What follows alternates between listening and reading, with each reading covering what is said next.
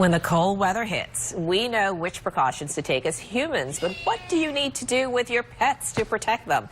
Today we look at when you should start taking extra steps to make sure your pets are taken care of in those cold temps. And with us today is Dean Howard, the development director at the Louisiana SPCA, and his singing cat is with him today.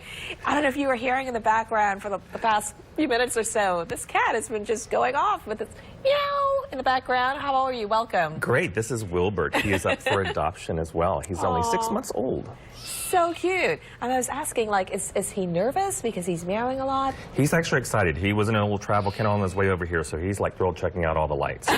What kind of home would be perfect for Wilbert? Well, he seems to be really good around a lot of activities. So we haven't tested him with children, so I'd have to double check to make sure. He did come in with siblings. So the great thing is he's used to other cats. So the nice thing is that he could fit into several different homes. Okay, so this adorable little cat, Wilbert, is up for adoption. Okay, let's talk about cold temps here. What temperatures should you be looking at?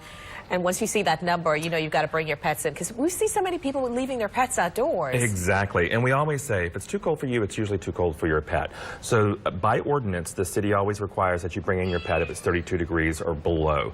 If you cannot do that, you actually have to provide shelter for that animal outside.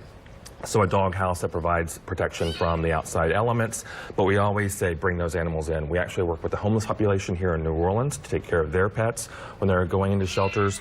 So we always make sure that you contact us if you see an animal in distress. So let's just say you can't bring the pet indoor, you have something outside for the pet. What should be the setup in that outdoor shelter to keep that pet warm? Correct. They should be protected from the wind, from the cold, from any sleet or rain or anything like that, as well as making sure that they're provided warmth from blankets and, of course, providing food and water as well.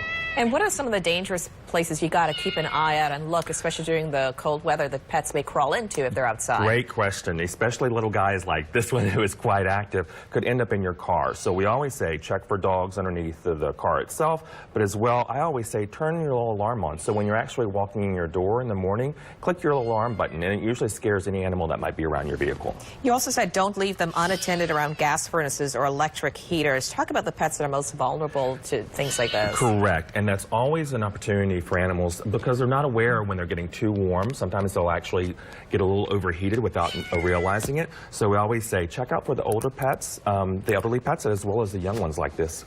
Okay, and what can you do? I mean, we have viewers not just in Orleans Parish looking at us right now, but, you know, whether you're in Orleans, Jefferson, or on the North Shore, what do you do if you see a pet outdoors? If you see a pet, if you're local, you can contact us through the Louisiana SPCA website or either at our phone number 368-5191. If you're not in our general area in Orleans Parish, you can always contact your local municipal agency as well. Last question, I was just curious. You see a lot of people putting clothing on their pets. Does that keep them warm? He has a little decorative collar right now, but you'd be surprised. I actually I have a schnauzer, and when she gets shaved down, she usually looks for her sweater sometime in the house. So that is something you don't have a problem with if people dress up their pets in warm little outfits. It's usually decorative, especially here in New Orleans where y'all have costumes. Yes, thank you so much. I hope you find a home for Wilbert. Definitely. Thank you for coming in. We're going to be right back with